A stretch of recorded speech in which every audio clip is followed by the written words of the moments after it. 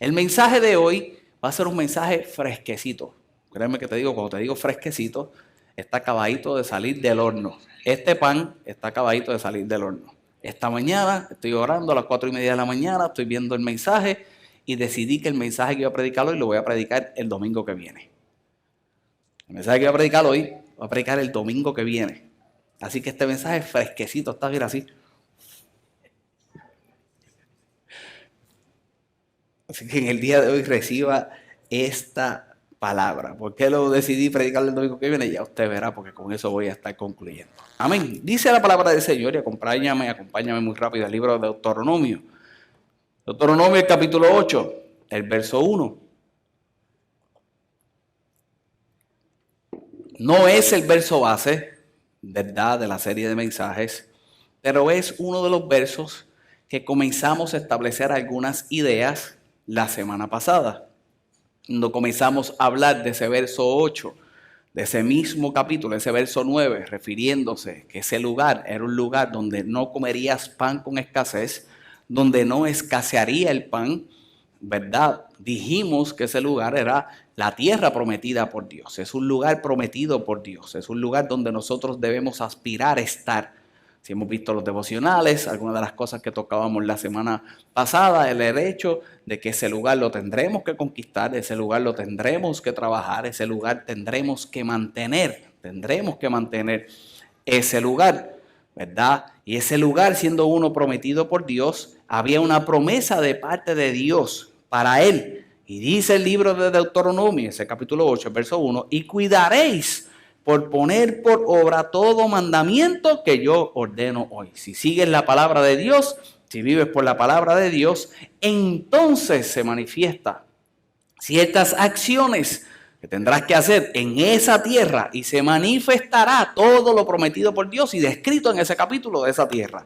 Y dice la palabra del Señor, ¿para qué? Para que viváis, para que seáis multiplicados, para que entréis y poseéis la tierra que Jehová prometió con juramento a vuestros padres. Para que vivas en esa tierra, para que te multipliques en esa tierra, pero para entonces poder vivir, hablando de tener una nueva vida, de revivir, ¿verdad? Que era a lo que nos referíamos con esa palabra vivir, pues que puedas ser multiplicado, que tengas aumento, que tengas incremento, pero para eso tendrías que entrar y tendrías que poseer. La semana pasada vimos un poco lo que es el aspecto, yo digo que fuimos de atrás para adelante, ¿verdad? Vimos el aspecto de lo que es poseer en cuanto al verso, vimos el aspecto de lo que es poseer, y en ese sentido de lo que era el poseer, a manera de repaso, entre las cosas que aprendimos, nosotros vimos que no podíamos permanecer en una idea, obstinadamente en esa idea, como le pasó al pueblo de Israel, menospreciando lo que vivían en el presente con Dios,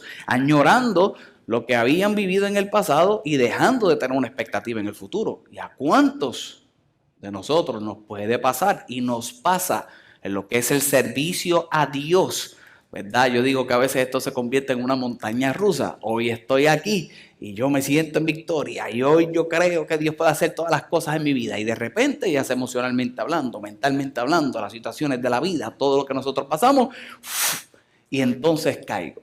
Lo que no puedo es tender en caer en el error de no tener una expectativa de futuro de Dios, de no tener una expectativa de lo que Dios va a hacer. Esas bajas, como digo yo, ¿verdad? Y que lo estuvimos viendo también en el devocional, que Dios puede literalmente llenarlas, pero esas bajas no pueden permitir que yo deje de tener una expectativa de lo que Dios hace más adelante. Yo tener una expectativa de lo prometido por Dios. Permanecemos en una idea, obstinadamente en ella, y lo que reina en nuestra vida es la queja. Y es de las cosas que estuvimos viendo que le pasa al pueblo de Israel. Dejan de vivir, por lo que hemos aprendido anteriormente, las disciplinas del desierto, lo que tenías que aprender en el desierto, tener la expectativa del futuro y mucho menos tener la expectativa de lo que Dios haría hacia el frente, de lo que Dios haría hacia adelante. Eso fue un poco de lo que estuvimos viendo en ese mensaje de la semana pasada. Cuando nosotros miramos ese verso 1 del libro de Deuteronomio, se refiere al aspecto de la multiplicación. Yo quiero que miremos multiplicación. Yo quiero que miremos multiplicación en la provisión que Dios tiene para cada uno de nuestras vidas. Que miremos un poco de la multiplicación, que establezcamos algunas ideas y que nos razonemos, ¿verdad?, en medio de cómo poderla identificar y poderla trabajar cada uno de nosotros. Amén. Dice la palabra del Señor. Y quiero traer esto para poder tener una base a las ideas que quiero compartir contigo en esta mañana. El libro dice la palabra del Señor. En aquellos días, como había una gran multitud y no tenían qué comer, Jesús llamó a sus discípulos y le dijo, había un montón de gente, y les dijo, tengo compasión de la gente, porque ya hace 3 días están conmigo y no tienen qué comer. La semana pasada, cuando yo me conecté al Facebook y yo vi que yo prediqué 1 hora, ¿qué rayos a mí me pasó? Después digo 40, 45 minutos y yo vi que prediqué 1 hora. A mí me cayó, ¿qué rayos yo hice? ¿Por qué yo prediqué tanto? Hasta el cargo de conciencia me cae. Jesús lo tuvo 3 días. Jesús los tuvo 3 días. Y dice la palabra del Señor que les dio hambre. 3 días y están conmigo y no tienen qué comer. Jesús ahora siente compasión. Yo no quiero decir que sintió culpa o que se pudo sentir responsable, ¿verdad?, de toda aquella gente, porque Él era el que estaba enseñando, Él fue el que continuó, Él fue el que los tuvo ahí, aunque la gente era libre de poder separar e irse. La gente decidió seguir escuchándolo, pero ahora Jesús tiene compasión de ellos.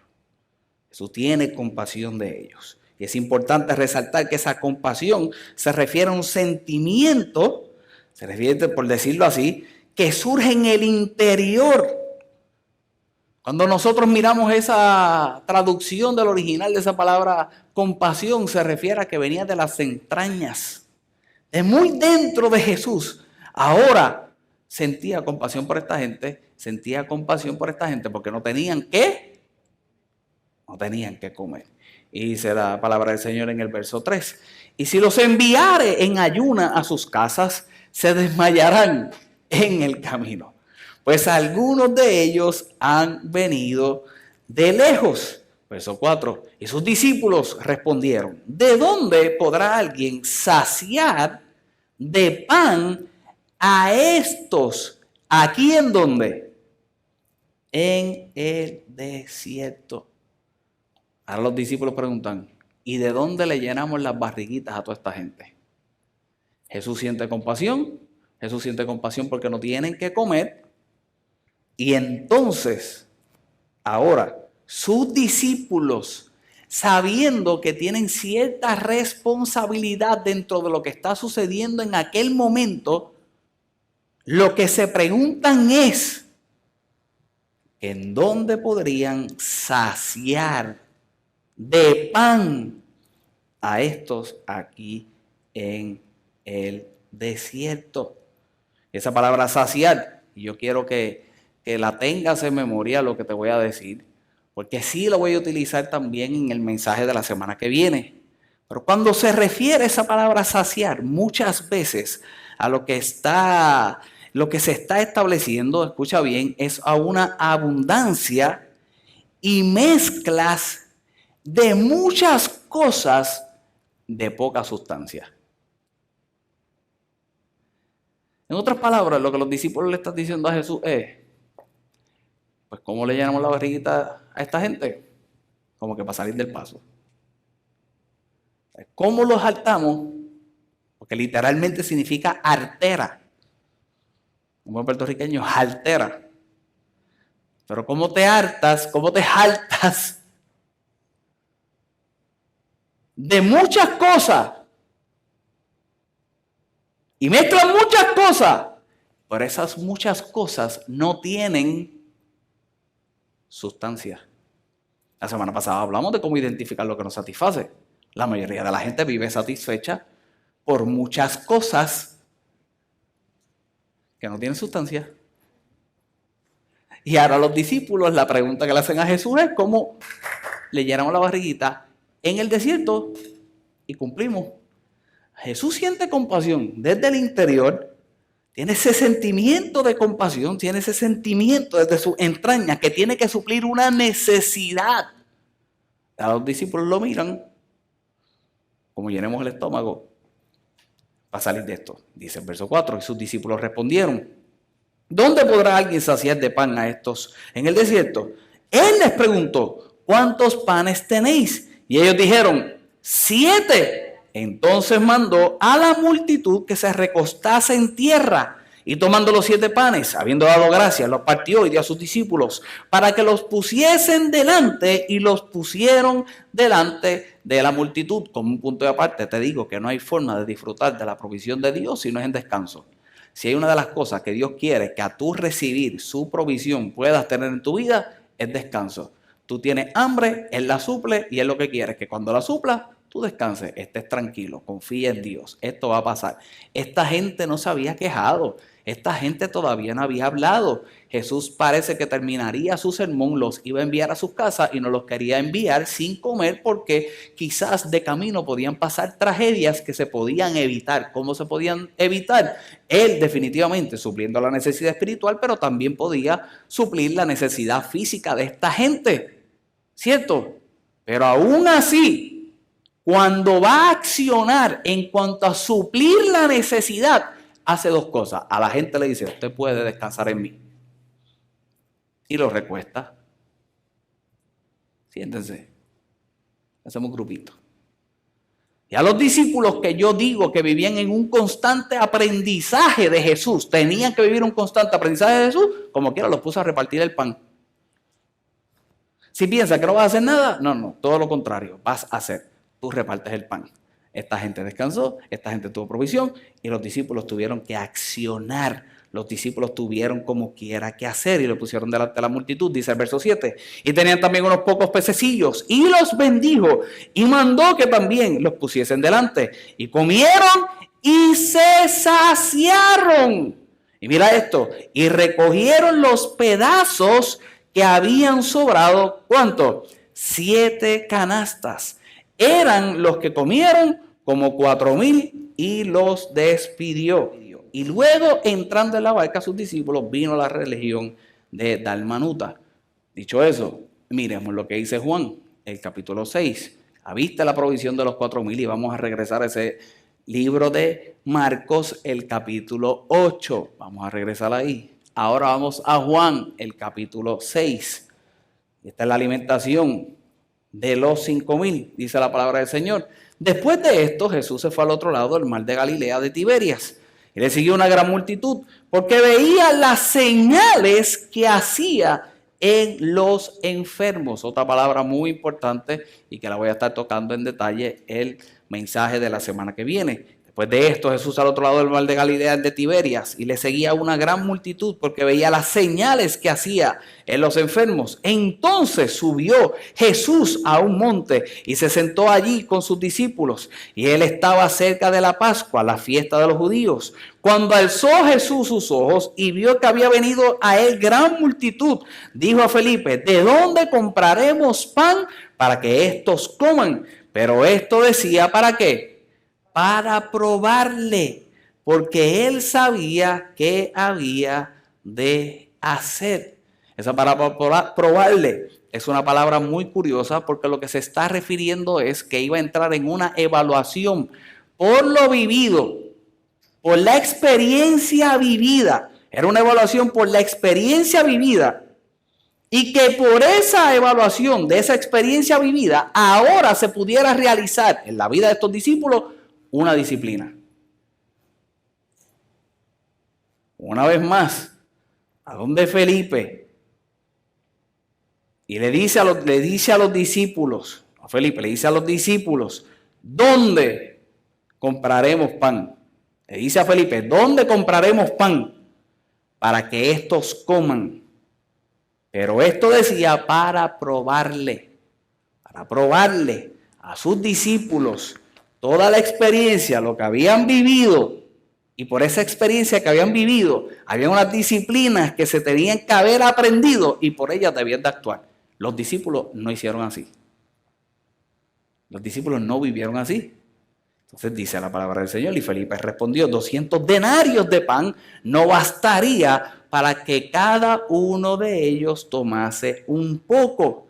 Y uno de sus discípulos, Andrés, hermano de Simón Pedro, le dijo, aquí está un muchacho que tiene 5 panes de cebada y 2 pececillos. ¿Mas qué es esto para tantos? Ambos menospreciaron lo que tenía en su mano, y eso que se tenía en su mano, que era, verdad, lo que en las manos de Jesús, por las experiencias vividas, por las disciplinas vistas anteriormente, por caminar con Jesús, tenían que tener una expectativa de que eso podía ser suficiente en sus manos. No fue así, fue todo lo contrario. Dice la palabra del Señor, entonces Jesús dijo, hacer recostar a la gente. Y había mucha hierba en aquel lugar, y se recostaron como un número de 5,000 varones. Y tomó Jesús aquellos panes, y habiendo dado gracias, los repartió entre los discípulos, y los discípulos entre los que estaban recostados, asimismo de los peces, cuanto querían. Y cuando subieron saciados, dijo a sus discípulos, recoged los pedazos que sobraron. ¿Para qué? Para que no se pierda nada. En Dios no se puede perder nada. En Dios no se pierde nada. Te llevan lo que sobre. Y recogieron pues y llenaron 12 cestas de pedazos, que de los 5 panes de cebada sobraron a los que habían comido. Aquellos hombres entonces, viendo la señal que Jesús había hecho, dijeron, este verdaderamente es el profeta que había de venir al mundo. Pero entendiendo Jesús que iban a venir para apoderarse de él y hacerle rey, volvió a retirarse al monte solo. Ahora Jesús actúa en lo que es el poder de la multiplicación. Actúa en el poder de la multiplicación. Y la gente lo que percibe es ese rey que estaban esperando para que los mantuviera. Ese es el final. Hay una expectativa de parte de Jesús hacia los discípulos para que hicieran y pudieran manifestar lo aprendido por él, la experiencia vivida con él, y no solamente lo aprendido y la experiencia vivida con él, sino las disciplinas que venían del Padre, ejecutadas por Jesús, las que vivieron, las que miraron, las que aprendieron, y no las pudieron ejecutar. Y cuando Jesús acciona, ahora la reacción de la gente es, entonces hagámoslo rey. Ese es el que necesitamos. Ese es el que nos va a librar de todo esto. Ese es el que nos puede mantener. Dicho eso, estas son 2 historias que yo quería que tú tuvieras como fundamento para lo que te comparto en el día de hoy. Volvamos al libro de Marcos, el capítulo 8.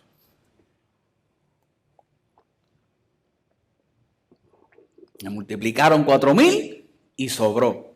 Se multiplicaron para 5,000 y sobró. ¿Cierto? Mira lo que dice la palabra del Señor en el verso 11. En el verso 11.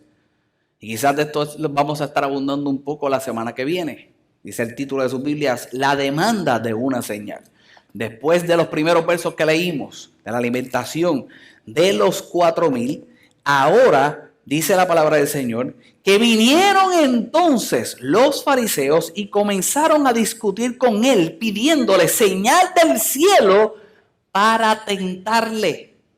Ahí dicen a Jesús, bueno, ¿qué vas a hacer? ¿Cómo vas a demostrar tu capacidad? ¿Cómo vas a demostrar quién realmente tú eres? Viene de multiplicar. Viene de hacer. Y dime tú si Jesús no tenía toda la capacidad para decirle, ¿más quieres? ¿Qué más te demuestro? Pero no quiero adelantarme lo que voy a estar compartiendo la semana que viene. Esta gente estaba acostumbrado por lo que habían aprendido, lo que habían vivido, que definitivamente tenía que haber más. Cuando se refiere, ¿verdad?, a ese aspecto de lo que es una señal, más adelante vamos a ver la semana que viene, cómo le traen el ejemplo del maná en el desierto y cómo traen el ejemplo de Moisés, experimentándolo ellos día a día. Mira lo que dice la palabra del Señor. Y gimiendo, en su espíritu. Jesús, gimiendo en su espíritu, dijo: ¿por qué pide señal esta generación? De cierto os digo que no se dará señal a esta generación. Y dejándolos, volvió a entrar a la barca y se fue a la otra ribera. Y gimiendo. Ahora Jesús tiene otra expresión del interior, pero ahora esta expresión del interior era de dolor. Tiene una expresión de dolor en su interior por el tan solo hecho, y no me adelanto el mensaje de hoy, porque la gente no reconocía lo que él podía hacer. O sea, el tipo viene, ay Señor, perdón, te dije tipo, de multiplicar de tal forma, exponencialmente hablando, que no era posible de que pudiera suceder. Y ahora la gente le está pidiendo una señal. Y ahora los fariseos, la gente que no iba a creer, que lo que buscaba era cuánta falta, lo que buscaba era cuánta excusa, ahora le está pidiendo una señal. Y en su interior dice: ¿cómo esta generación, cómo esta gente con dolor puede estar pidiendo más con todo lo que he hecho? ¿Con cómo serán satisfechos? ¿Con cuánto se sentirán satisfechos? ¿Cómo pensará esta gente para poder llegar a un grado de satisfacción en su vida hacia mi persona? Cualquiera se frustraría. Yo no estoy diciendo que era frustración, era dolor. Cualquiera se entristecería el presentarse como la persona que pudiera traer libertad en todas las áreas de tu vida, y ahora que seas menospreciado por el tan solo hecho de lo que tú quieres es una señal. ¿Pero qué señal quieres con todas las que habían? Entonces mira lo que dice la palabra del Señor. Y había olvidado, dice el verso 14, la levadura de los fariseos, dice el título. Y aquí quiero mostrarte algunas ideas. Y habían olvidado traer pan. Ya se fueron los discípulos. Él pasa a la otra ribera. ¿Y con quién está? Con los discípulos. ¿Y qué pasó con los discípulos? ¿Qué se olvidaron traer? Pan. Se dice que habían pasado 24 horas entre el milagro de la multiplicación de los 4,000, que dice la palabra del Señor que habían sobrado ¿cuántas cestas? No, de los 4,000. Dice que había sobrado 7 canastas. Y de las 7 canastas, ahora estos tipos no fueron capaces de llevar ¿qué? Pan. Son 7 canastas. No se llevaron ninguna. A menos que estuviera el que siempre arrasa en la fiesta y que se lleva todo. Entonces siguió andando y no les dejó nada a ellos. 1. 2. Confiaban tanto en Jesús que dijeron: ay, bendito, si ya se tiró esa, ¿qué más va a hacer? Es lo que dice la palabra del Señor. Habían olvidado traer pan y no tenían sino un pan consigo en la barca. Y él les mandó diciendo: mirad, guardaos de la levadura de los fariseos y de la levadura de Herodes. Y discutían entre sí diciendo: es porque no trajimos pan. Ahora Jesús le dice: mira, guárdate la levadura de los fariseos. Guárdate la levadura de Herodes. Y ahora ellos empiezan a discutir entre sí y a murmurar entre sí que Jesús estaba enojado porque se le quedó el pan. Jesús se iba a enojar porque se le quedó el pan, si le demostró que con el poquito de pan que tuviera él podía hacer lo que él quisiera.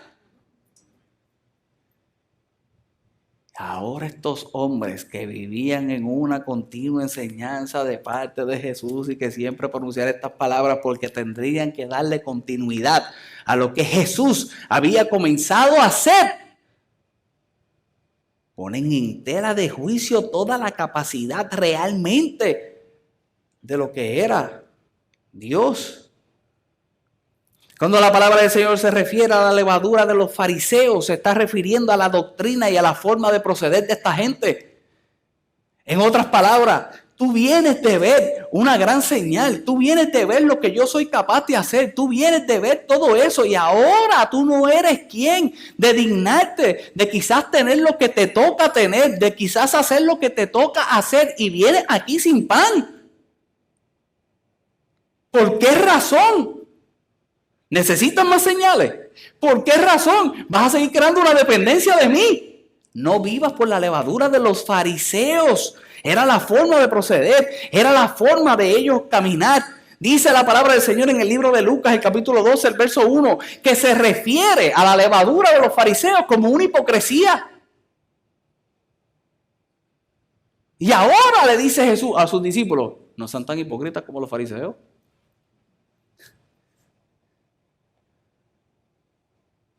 Yo imagino a Jesús como que, ¿qué van a hacer?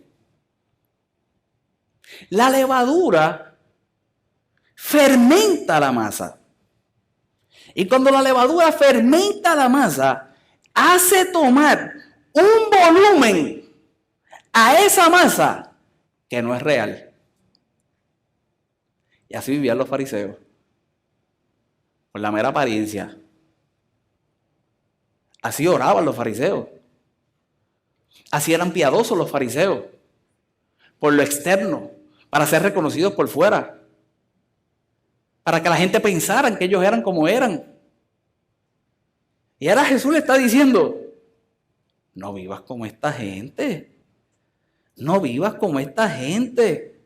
La levadura de los fariseos, como se refiere a Jesús, era una levadura que mostraba una apariencia mayor que la realidad. Una vez más, le dice a sus discípulos, esto pasó. En otras palabras, esto pasó. Y fue glorioso. Move on. Hay que seguir. El tan solo hecho de que ellos no tuvieran el pan, lo que en su vida realmente manifestaría, no era una mera confianza de que Jesús podía seguir haciéndolo, era no asumir la responsabilidad que tendrían que asumir y que ellos tendrían que hacer y que ellos tendrían que haber aprendido de la experiencia que se tuvo en lo que fue la multiplicación. Y así es la multiplicación de nuestra vida. Y así nosotros a veces erramos en el aspecto de lo que es multiplicación. Dios hace, Dios multiplica, Dios provee. ¿Qué aprendimos? ¿Qué hicimos? ¿Qué nos toca hacer? ¿Cómo nos involucramos? Y entonces cómo vivimos y cómo nos manifestamos. Como los fariseos. Entonces buscamos por nosotros mismos la mera masa, ¿verdad? Que pueda ser, como dice la palabra del Señor, por la levadura fermentada y que tenga un crecimiento que para los otros pensaría que es la multiplicación de Dios en mi vida y que para los otros entonces pensara que es un crecimiento y que es multiplicación y que entonces yo pueda vivir por lo externo más allá de lo que Dios hace realmente en el interior.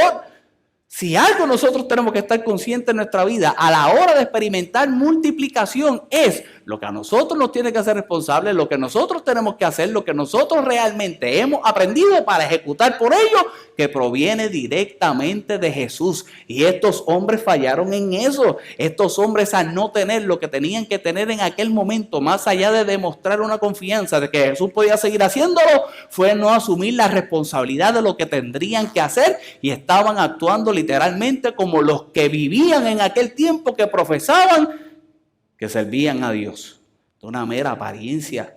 Y la relación que se tiene con Dios no se da por mera apariencia. El aprendizaje que tenemos de Dios no es para una mera apariencia, es para poder ejecutarlo y vivirlo correctamente en nuestras vidas. Así entonces se refiere Jesús a estos hombres. De más allá de lo que externamente, públicamente se pudiera aparentar, es lo que tenía que suceder en el interior. Y de esa forma es que realmente se da multiplicación en nuestras vidas. Se refiere a lo que es la levadura de Herodes. Y es similar a una vida donde se deja a Dios fuera. Pero Carlos, él no lleva el pan, lo que decía era que tenían a Dios cerca. Y como tenían a Dios cerca, él era el que tenía que proveer. ¡No! Una vez más, no habían aprendido nada. En ambas ocasiones del aspecto de la multiplicación, tanto en los 4,000 como en los 5,000, Jesús los involucró, diciéndole, ¿qué vamos a hacer? ¿Qué pueden hacer? La expectativa era que ellos hicieran, no solamente que ellos pudieran hacer, que creyeran quién lo hacía, y sin adelantarme al mensaje, no solamente que creyeran quién lo hacía, sino que creyeran quién y por qué realmente lo hacía. Y ahora Herodes, que trae el aspecto de Herodes, porque una vez más es similar a vivir una vida donde se deja a Dios fuera. Y número 2, porque somos capaces de hacer lo que se tenga que hacer para crecer. Y si algo en el día de hoy, con este pensamiento de la levadura de los fariseos y de Herodes, yo te digo en este instante, que tengas mucho cuidado a la hora de querer multiplicarte o a la hora de crecer, que no saques a Dios de tu ecuación, número 1. Y número 2, tienes que fijarte cuán capaz eres de hacer para entonces poder tener ese crecimiento. Mira lo que dice el verso 17. Y entendiéndolo Jesús le dijo, ¿qué discutid? ¿Por qué no tienes pan? No entendéis ni comprendéis. Que tú estás limitando todo esto a un bollito de pan. Tú no entiendes, tú no comprendes. Y aún tenéis endurecido vuestro corazón. Ese era el problema que tenía Jesús. Mira lo que dice el verso 18. Teniendo ojos, ¿qué dice? No veis. Y teniendo oídos, ¿qué dice? No oís. ¿Y no qué? Y no recordáis. ¿Qué no recordáis? Cuando partí los 5 panes entre 5,000, ¿cuántas cestas llenas de los pedazos recogiste? Y ellos dijeron, 12. Y cuando los 7 panes entre 4,000, ¿cuántas canastas llenas de los pedazos recogiste? Y ellos dijeron, 7. Y les dijo, ¿cómo es que no entiendes? ¿Cómo no entendéis? Jesús entra en el cuestionamiento de lo que es entender. Y ese entender del verso 17 queriendo decir, ejercita tu memoria, recuerda. Él está diciendo, ejercita tu memoria. ¿En qué sentido tienen que ejercitar su memoria? En lo vivido con Él, en la experiencia con Él, como en el día de hoy yo te digo, ejercita tu memoria. ¿Qué has vivido con Dios? ¿Qué has experimentado con Dios? Que realmente te hace estar consciente de su provisión en todas las áreas de tu vida y cómo realmente tú lo puedes considerar como multiplicación. ¿Qué ha hecho Dios en tu vida? Ejercita tu memoria en el día de hoy. Recuerda todo lo que ha hecho en el día de hoy. Esa palabra, una vez más, recordáis de ese verso 17, que es muy diferente con la que él termina en el verso 21, que la voy a traer dentro de un momento. Se está refiriendo a lo que ensayaste para lo que tendrás que vivir. Él le está diciendo, escucha bien, tú estás en pleno ensayo, pero llegan momentos en que vas a tener que entrar en escena. Y cuando entres en escena, tú vas a tener que recordar todas las líneas que te aprendiste, todos los bloqueos que te aprendiste, todos los movimientos que tuviste que hacer para que entonces puedas proyectar externamente lo que en tu interior ocurrió, lo que en tu interior sucedió. No se trata del pan, no se trata meramente si yo puedo hacerlo o no puedo hacerlo. Yo lo que tú quieres es que tú tengas consciente en el día de hoy. Y Jesús le decía a sus discípulos, recuerda lo que viviste, recuerda, ejercita tu memoria, todo lo que ensayaste para que entonces puedas poner en práctica, como en el día de hoy yo te digo que es suficiente de ensayo. Ahora te toca actuar correctamente allá afuera y darle toda la gloria a Dios con lo que Él haga en tu vida. Tiene que suceder algo, tiene que pasar algo. Es suficiente el ver que fueron 5,000, es suficiente el ver que fueron 4,000, es suficiente el ver que sobraron canastas, que sobraron cestas llenas. Mira lo que es capaz de hacer Jesús en tu vida. ¿Sabes qué? Que por lo capaz de hacer en tu interior, ahora Él quiere que tú ejecutes, ahora Él quiere que tú vivas, ahora Él quiere que tú salgas y que te multipliques, dándole toda la gloria a Dios de lo que Él ha hecho y de lo que hará en el nombre poderoso de Jesús. Si algo yo quiero que tú entiendas en este instante, es que vas a tener que ejercitar tu memoria, vas a tener que recordar y vas a tener que hacerlo como un ensayito. No sé si tú has participado en alguna obrita de teatro. A mí me invitaron una vez a actuar en una. Yo creo que se me olvidó una línea en el escenario. Improvisé. Cuando llega el día de que te tienes que parar al frente de la gente que esté allí, para eso fueron todos los ensayos. Para que ejecutes y hagas.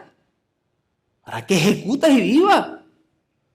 Y Jesús en este verso 17 le está diciendo, ¿sabes? Tú no entiendes ni comprendes. Hay una diferencia con ese entender del verso 17 al verso 21. Ese era el entender del verso 17. El verso 21 a lo que se está refiriendo es a juntar. A juntar. A juntar. A juntar cada experiencia de la vida. Y lo que se aprende de ella. Y nos hace sobresalir en ese escenario. Que yo vengo a decirte en el día de hoy. Con eso que recuerdas. Con eso que ejercitando tu memoria.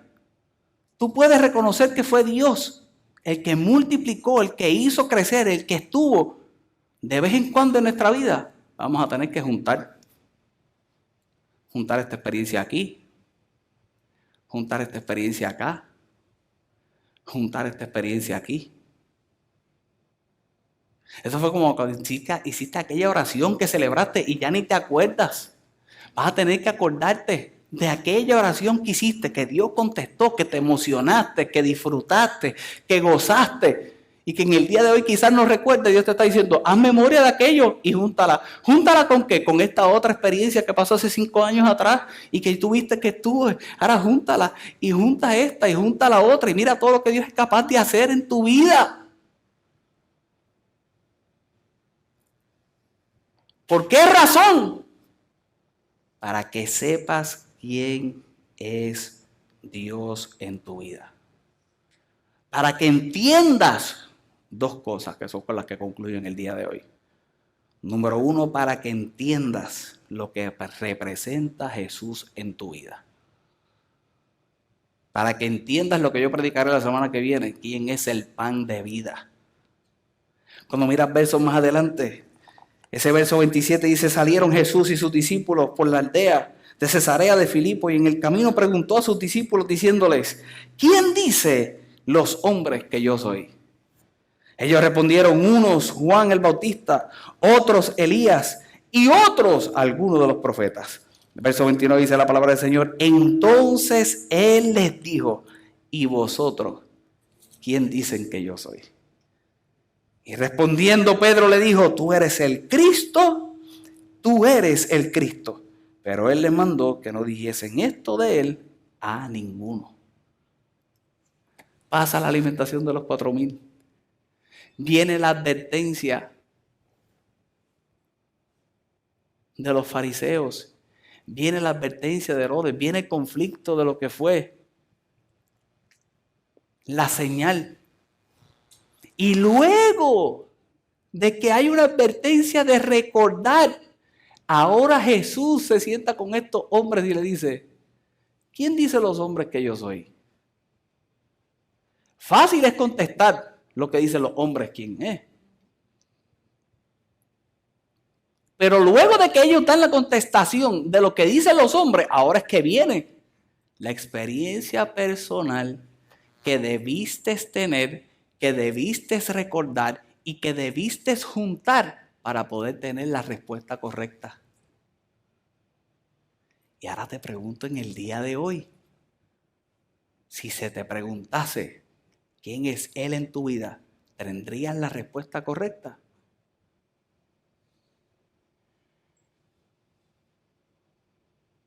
Si se te preguntase quién Él es para ti, ¿sabrías realmente qué contestar?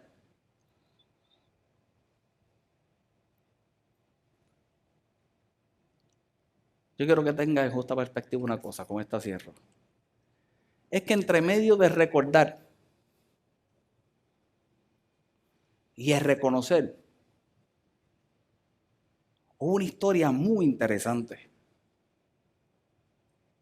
Es que entre medio, entre decirle a esta gente que estaban ciegos y que todavía no había sucedido algo en el corazón, y la grande revelación que tiene Pedro de quién era nuestro Señor Jesucristo, había una historia en el medio donde nosotros debemos de estar esperanzados. para que realmente pueda suceder todo lo que he traído en tu vida y que haya una verdadera multiplicación. Y dice la palabra del Señor ahí mismo, en ese capítulo que salté los versos, el verso 22. Y vino luego a Betsaida y le trajeron un ciego y le rogase que le tocase. Entonces, tomando la mano del ciego, le sacó fuera de la aldea. Y escupiendo en sus ojos, lo puso en sus manos encima y le preguntó si veía algo.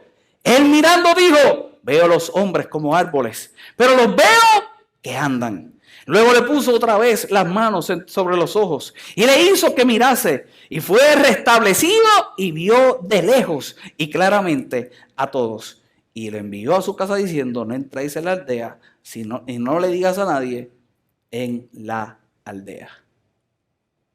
Todos nosotros en la vida, cuando experimentamos multiplicación, cuando experimentamos crecimiento, cuando experimentamos lo que hace Dios en nuestra vida, todos nosotros llega un día que necesitamos un segundo toque. Llega un día que necesitamos un segundo toque. Porque ya sea que comimos de la levadura de los fariseos o la levadura de Herodes, no estamos enfocando correctamente y necesitamos un segundo toque.